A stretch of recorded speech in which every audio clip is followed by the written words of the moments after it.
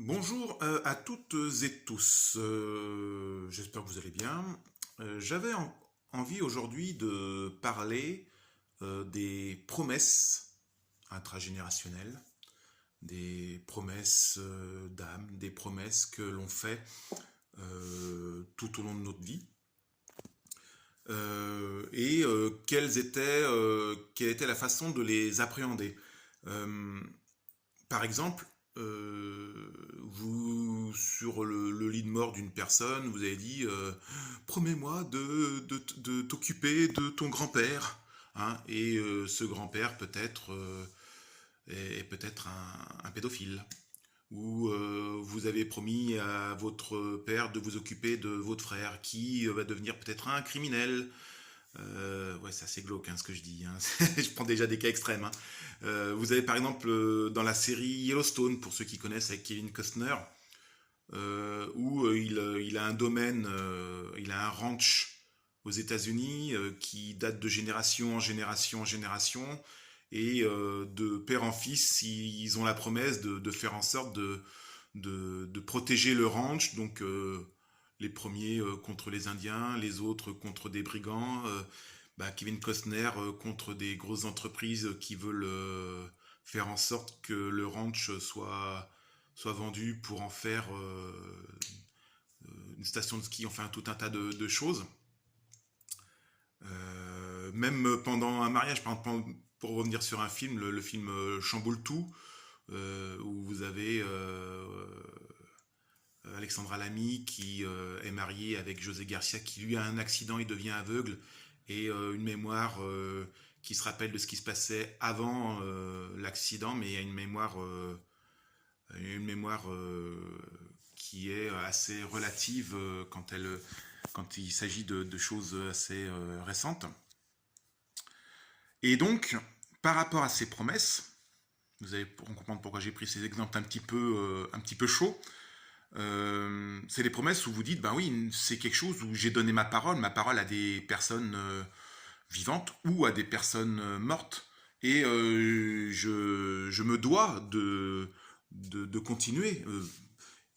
Par exemple, vous pouvez aussi avoir ce genre de paroles que vous donnez, hein, ces promesses, quand vous dites, bah, je dois protéger le monde parce que je suis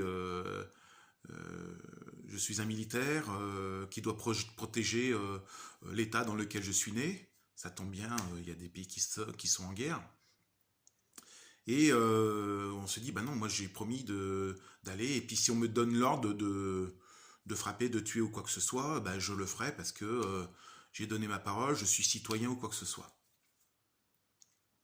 Pour arriver à appréhender cette façon de voir, personnellement, je vous ai déjà parlé il y a quelques temps de ce que j'appelle les personnages non joueurs dans les jeux vidéo.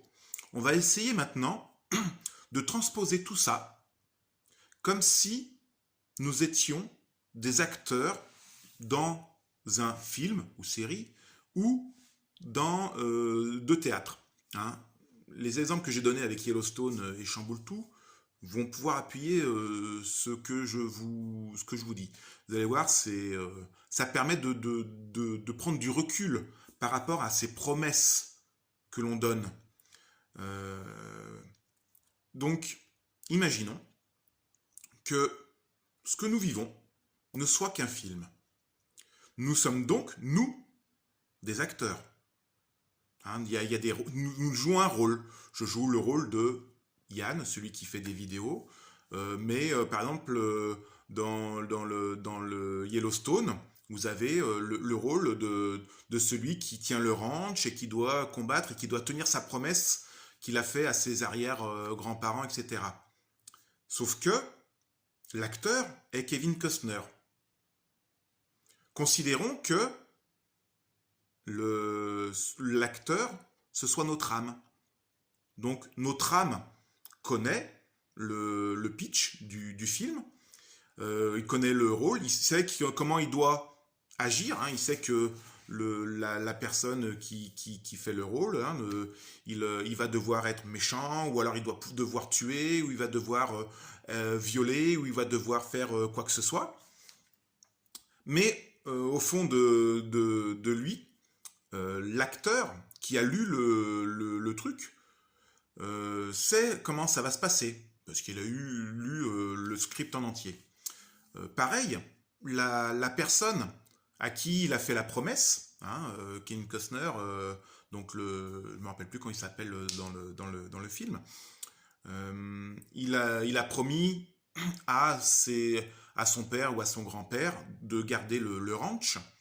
Et donc, la personne qui joue le rôle du grand-père était là, ouais, dit, ouais, promets-moi de garder le ranch contre vents et marées, de le protéger contre les Indiens ou quoi que ce soit. Donc c'était il y a des dizaines et des dizaines d'années. Maintenant, ils sont plus en guerre contre les Indiens, hein, et il n'y a plus non plus de bandits avec des flingues qui rentrent dans les saloons ou quoi que ce soit.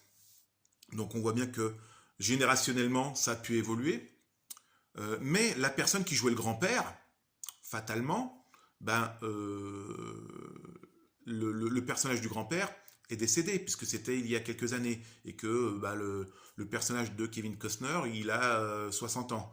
Donc fatalement, le grand-père, il doit avoir 120, voire plus. Voilà. Donc, mais la personne qui joue le rôle du grand-père dans les flashbacks, l'acteur peut être considéré comme étant l'âme. Hein. Donc l'acteur, il connaît le rôle, et s'il sort du rôle du grand-père, il regarde l'action qui se passe, il dit « Ah ouais, bah, moi, je vais le voir, bah, bravo de ta décision, c'est bien ou pas ?» Et là où je veux en venir, c'est qu'en fait, le rôle de l'acteur qui connaît le pitch du film, qui peut être considéré comme l'âme, on va considérer que l'âme sait.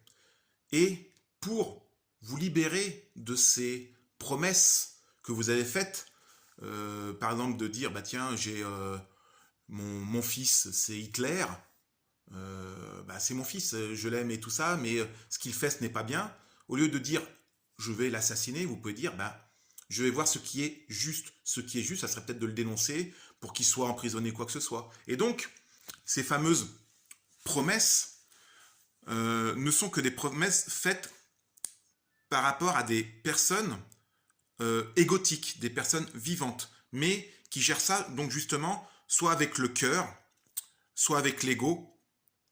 Mais il faut prendre ce recul d'envisager ça du côté de l'âme. Donc, quand je parle d'âme, je ne parle pas non plus de choses où il faut absolument être croyant ou quoi que ce soit.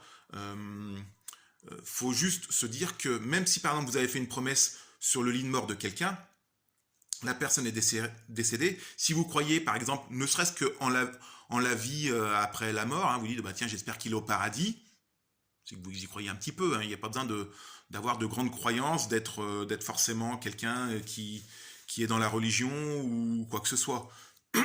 C'est juste le fait de se dire bah tiens, si j'ai fait une promesse, elle pourrait s'arrêter à la mort de la personne.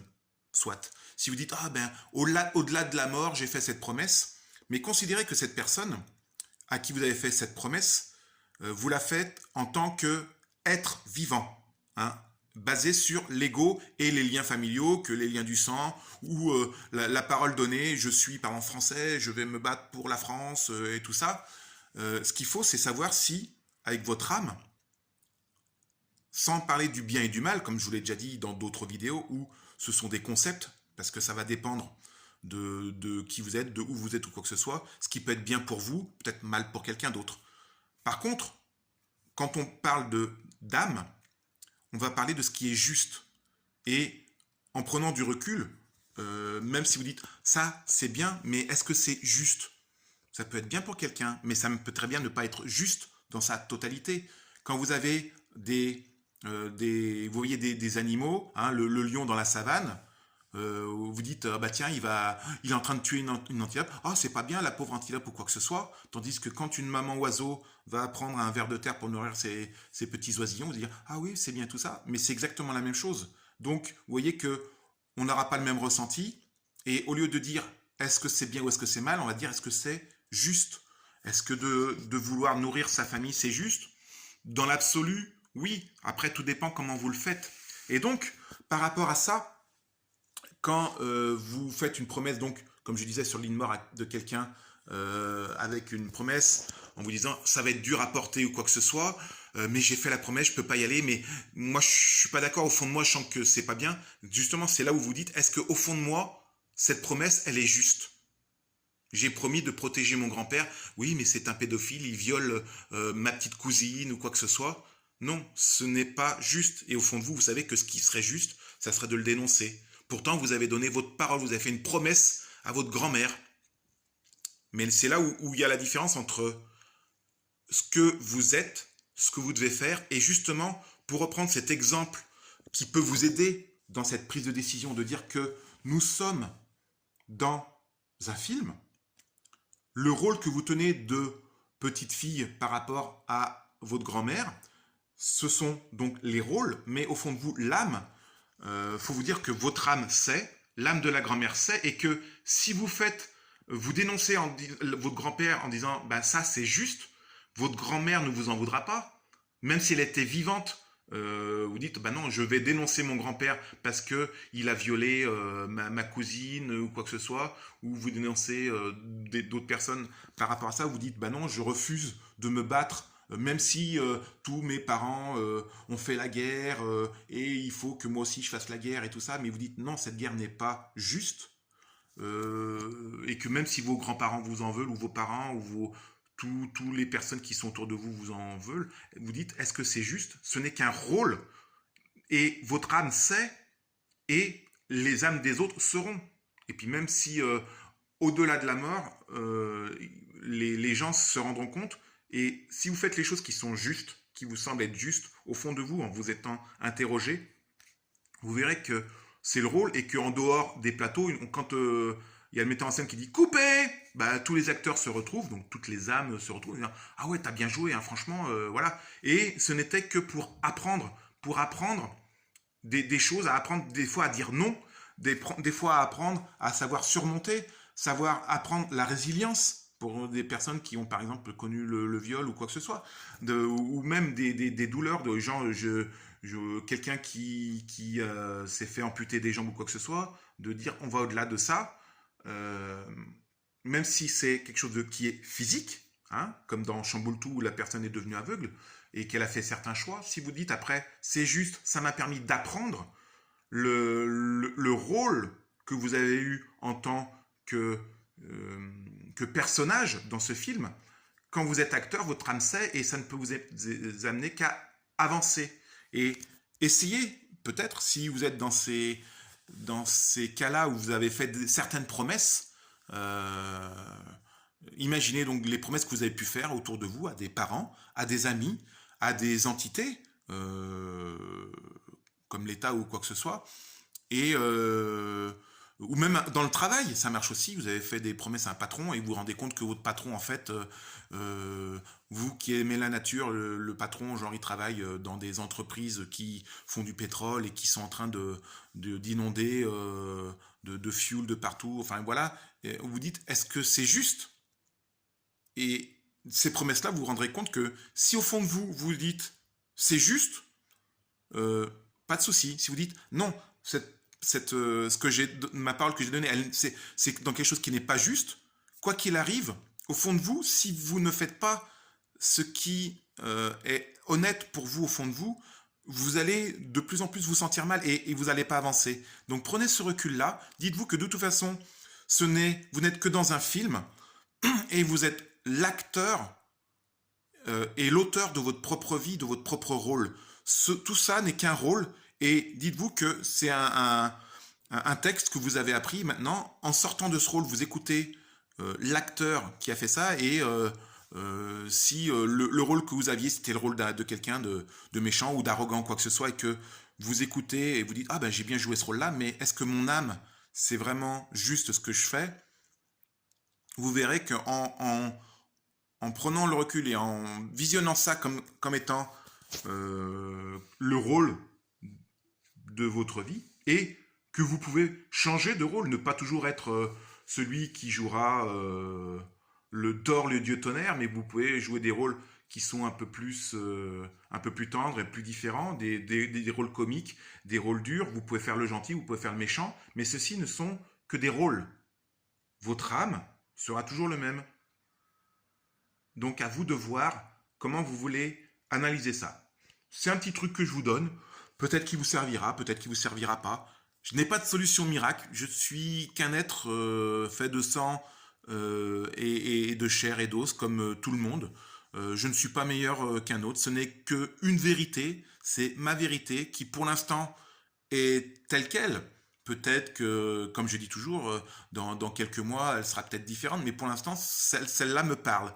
Si elle vous parle pour l'instant et qu'elle vous permet d'avancer, de progresser et d'enclencher quelque chose de différent, c'est bien. Dites-vous bien, et je vous le répète toujours, ce que vous entendez dans les vidéos autour de vous, avec des personnes qui vous disent c'est comme ça, voilà, prenez, adaptez-le à vous, parce que nous sommes tous différents, mais faites-vous le truc à votre propre sauce. C'est comme un plat.